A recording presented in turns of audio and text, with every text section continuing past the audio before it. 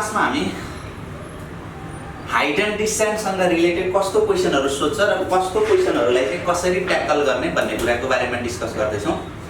र आजको यो भिडियोलाई लास्टसम्म हेर्दिनु होला, किन भन्दा हामी अलमोस्ट 95% हाइट एन्ड डिस्टेन्ससँग रिलेटेड क्वेसनहरुलाई विदिन 20 सेकेन्ड भित्रै क्याल्कुलेसन गर्न सक्छौं अथवा विदिन 20 सेकेन्ड भित्रै सल्भ गरेर चाहिँ एन्सर कति हुन्छ भनेर हामीले क्याल्कुलेसन गर्न सक्छौं। त्यो भएर अब सुरुमा के गरौँ भन्दा अलिकति बेसिक केही कुराहरु जानौं हाइट एन्ड डिस्टेन्ससँग रिलेटेड कुराहरुको लागि, अनि त्यसपछि बल्ल हामी के गर्छौं भन्दा फेरि अगाडि कस्तो क्वेसनहरु सोध्ने अथवा के ट्रिक्सहरु हामीले सम्झिनु पर्छ भनेर जान्नु पर्यो। हेरौँ है त, हाइट एन्ड डिस्टेन्स।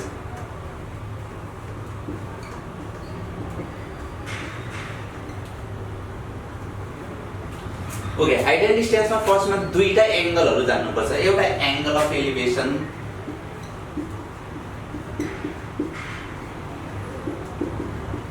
र अर्को हुन्छ एंगल अफ डिप्रेसन। के हो त एंगल अफ एलिभेसन र एंगल अफ डिप्रेसन भनेको? मसँग एउटा ठूलो पहाड छ, सपोज यस्तो पहाड छ, यतातिर एकजना मान्छे उभिरहेको छ र अर्को एकजना मान्छे यतातिर उभिरहेको छ, लेफ्ट साइडमा यस्तो दुईजना मान्छेहरु छ।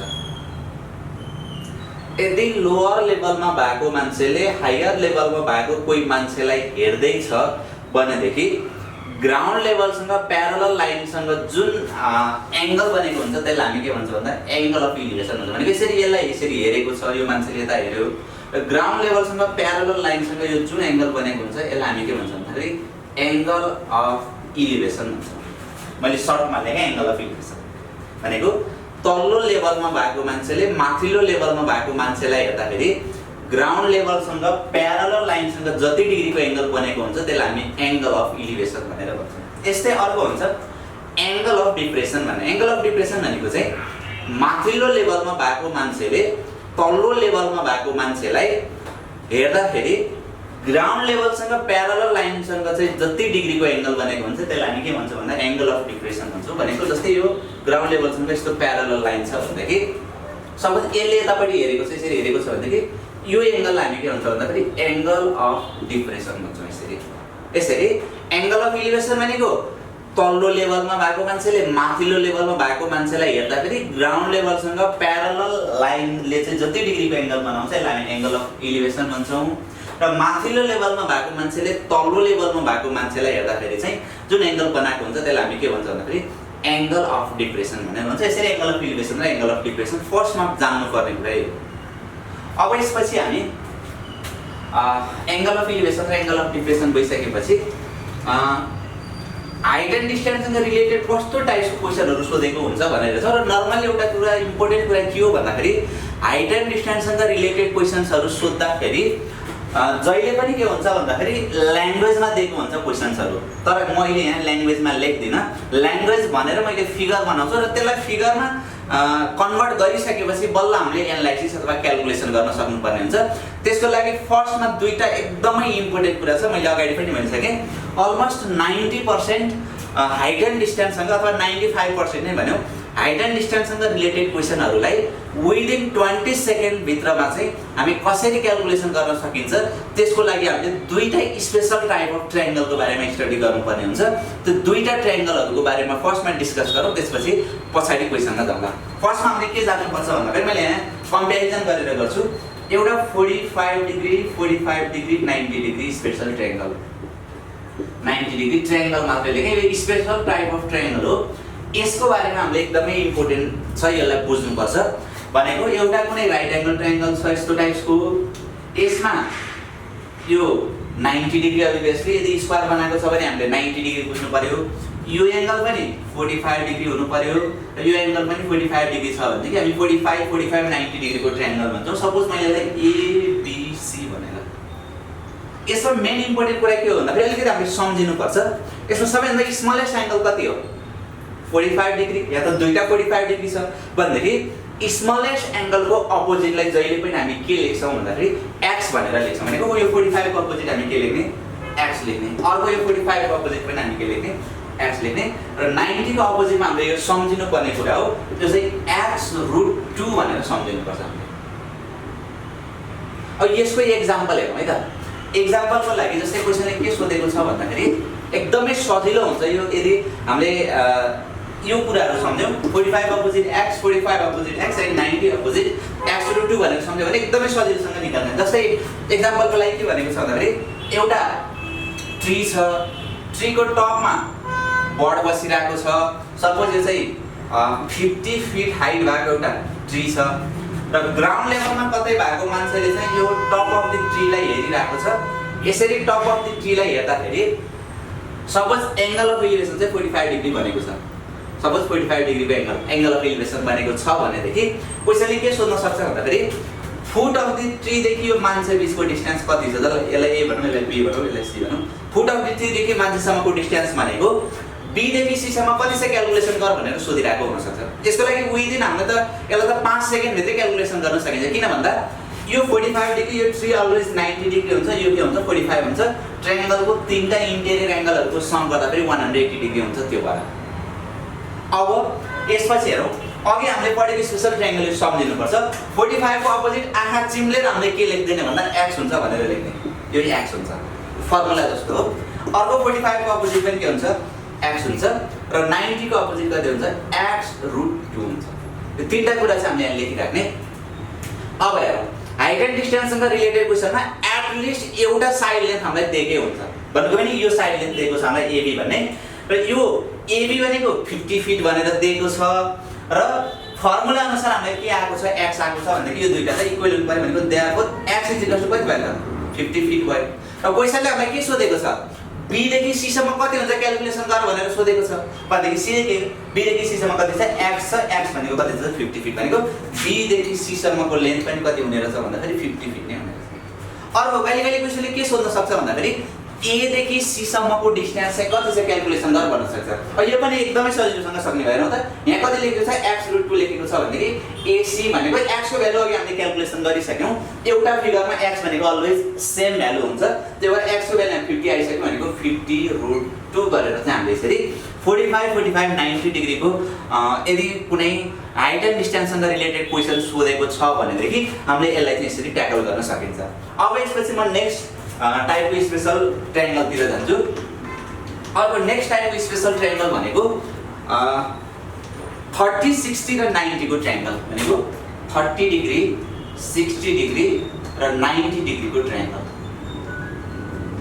अब 30 60 90 को ट्रायंगलमा हेरौँ के हो त 30 60 90 को ट्रायंगल भन्दा कुनै एउटा एंगल 30 अर्को एंगल 60 र अर्को एंगल यदि 90 छ भनेदेखि त्यसलाई हामी 30 60 90 ट्रायंगल भन्छौँ। भनेको पनि यस्तो ट्रायंगल छ।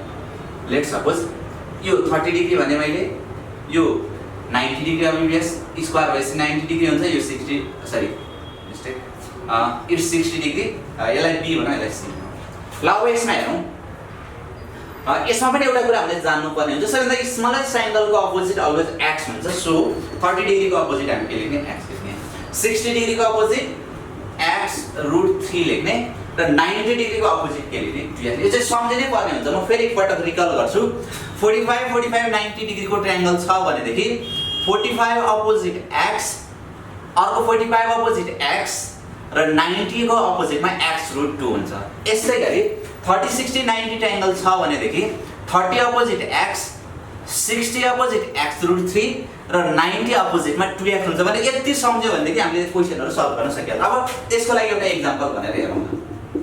लेट्स सपोज अहिले जस्तै क्वेशन हेरौँ, एउटा ट्री दिएको छ। त्यसपछि सपोज यतातिर कतै एउटा मान्छे बसेको छ। यो मान्छेले ट्रीको टपलाई हेरिरहेको छ। यो हेर्दाखेरि suppose angle of elevation 30 degree छ। फुट अफ द ट्री देखि त्यो मान्छे बीचको डिस्टेन्स चाहिँ सपोज एज्युम गरौँ 12 फिट छ। जस्ट ओन्ली 12 फिट छ। यसलाई a भनौँ, यसलाई b भनौँ, यसलाई c भनौँ।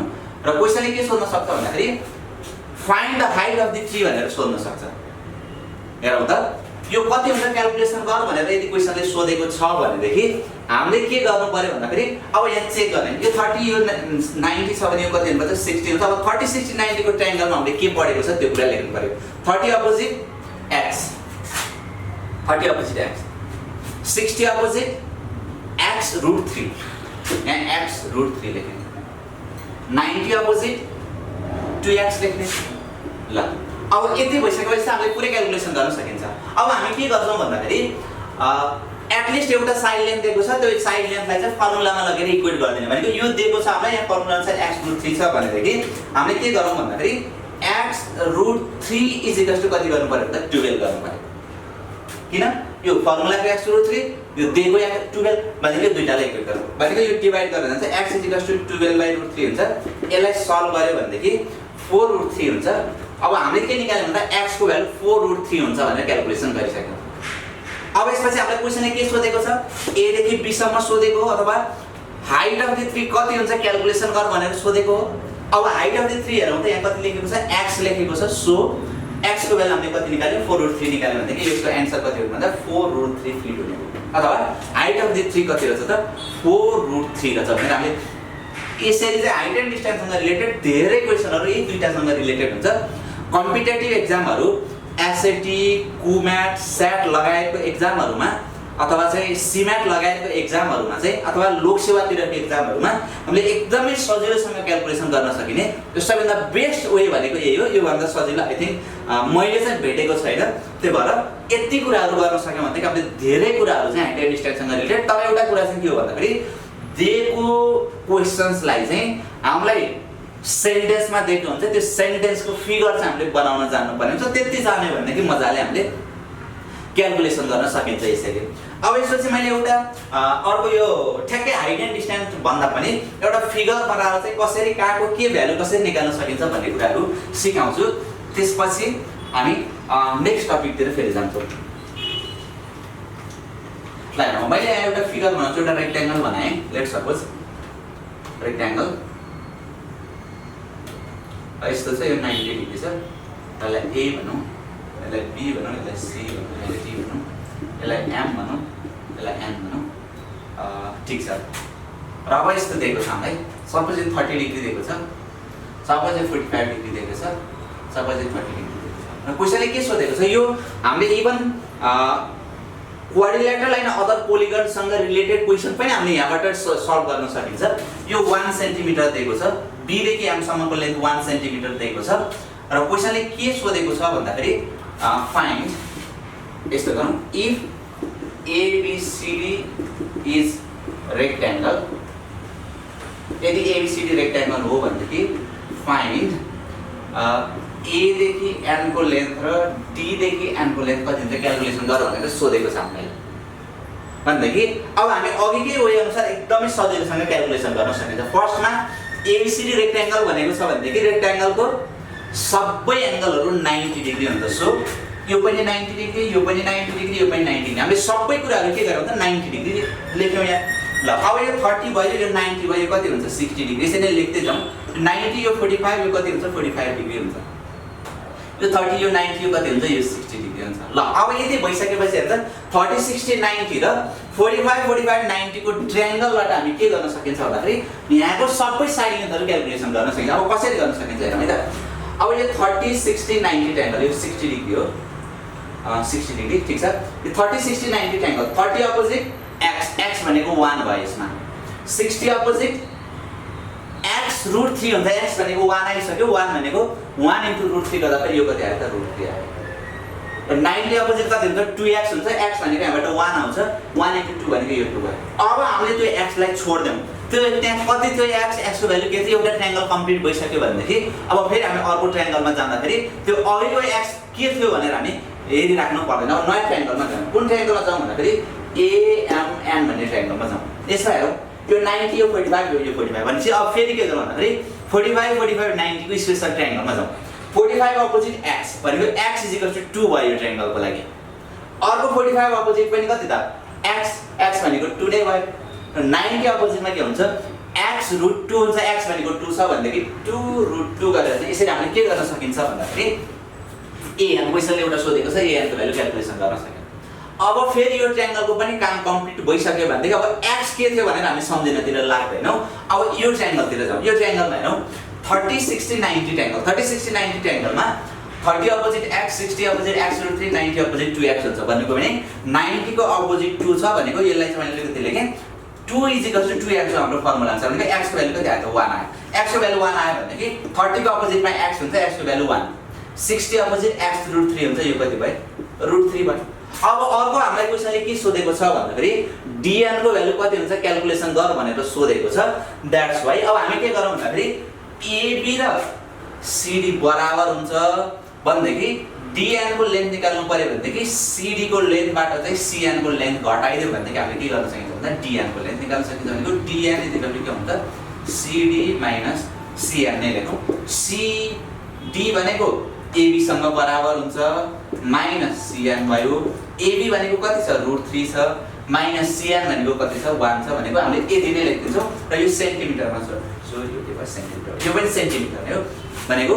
यसरी हामीले के गर्न सकिन्छ भन्दाखेरि हाइट एन्ड डिस्टेन्ससँग रिलेटेड क्वेशन्सहरु प्लस ट्रायंगलको पनि केही क्वेशनहरुलाई चाहिँ हामीले के गर्न सकिन्छ भन्दाखेरि त्यो दुईटा स्पेशल ट्रायंगलबाट चाहिँ सल्भ गर्न सकिन्छ।